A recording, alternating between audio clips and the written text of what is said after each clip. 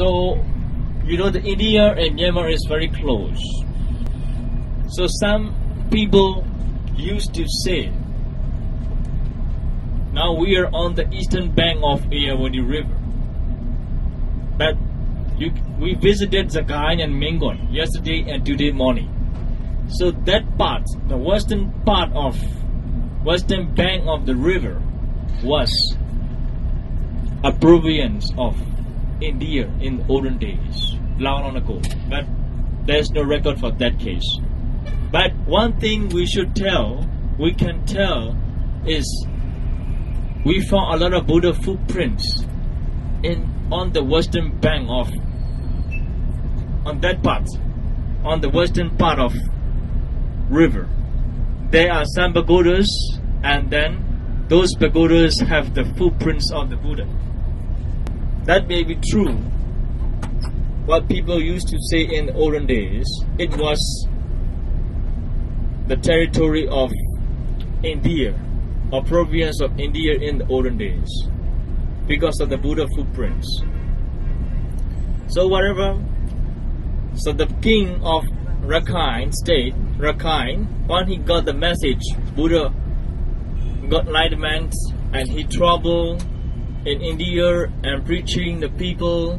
At the time, he wanted to meet Buddha, he wanted to see, he wanted to pray him. So that's why he sent his men to India to invite the Buddha to come and visit to their palace, kingdom. So because of king's invitation, the Buddha and his disciple came to the kingdom, and Buddha gave the sermon to the people, the king and people in the kingdom. So after listening the teaching of the Buddha, the king and people were really satisfied and happy. So they felt very sad when the Buddha was leaving. So they requested the Buddha to give something instead of him for praying in the kingdom. So at the time, Buddha asked them to make Buddha statue. So the king and people asked the best artist, and then they make the bronze Buddha statue. So once they finished it, Buddha himself used his power and then transmit his power to the bronze Buddha image. So the Buddha statue was like himself because of the power of the Buddha and artists.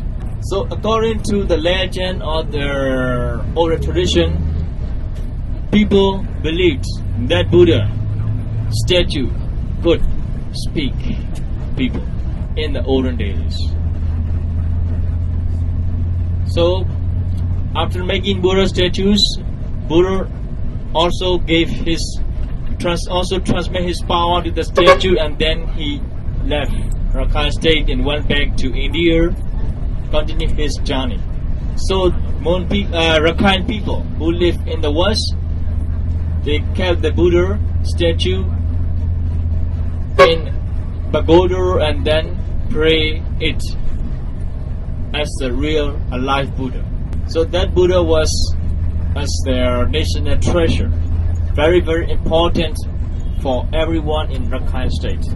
So the king of Burma, so the founder of the third Glamour emperor, he got the message, so he sent his son to Rakhine state to bring that Buddha statue to Mandalay.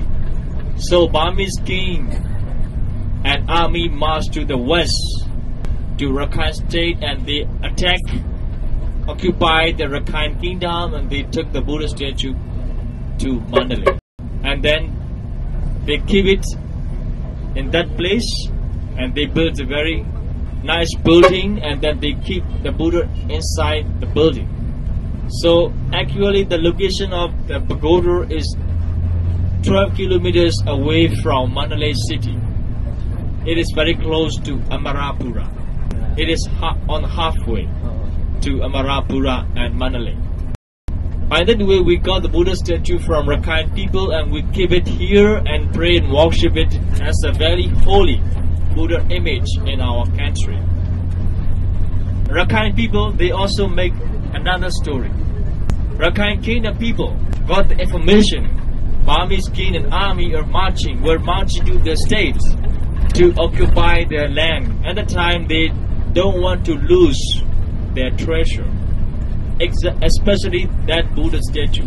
So they make new one in time before Burmese army arrived to occupy their kingdom, and then put it in the shrine or in that pagoda, and they hide the original one in the ground. So by that way, we got the statue from Rakhine people was the fake one, not the real one.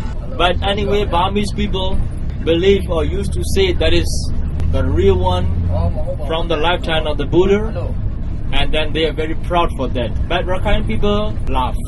No, it's not the right one. The one is stay in our own country, in our own kingdom. We don't want to lose it. That's why we hide it and we give them a real one. So by that way, it is a controversy. Nobody knows exactly. There's no record for that case. But anyway, when we arrive to the pagoda, Mahamuni Pagoda, you can see very big Buddha statue and thick layer of gold leaf coating on top of the Buddha statue, and a lot of jewelries on his crown, head and body. And then the style of the Buddha statue is totally different. So the one you saw in Bagan is very Indian, and the one you saw in Manly very local and Burmese style, and the one you are going to see is different one. So in Rakhine state, when they make the Buddha statue, they never ever make the Buddha as a monk or ascetic. They make it as a king. So that's why you can see the regalia on his body, crowning head, and then also dress, and then also earring like that, as a real king. So because they have their own tradition in their region, when a new king ascends the throne, he has to put his regalia on the Buddha statue and give promise or make the Buddha statue as a witness for his kingship. By that way, they believe they will get the power, or they will get the favor of the good spirits and Buddha. It will bring the good luck for the kingship. That is the belief and tradition of the Rakhine people in Rakhine state. That's why they make the Buddha statues as a king.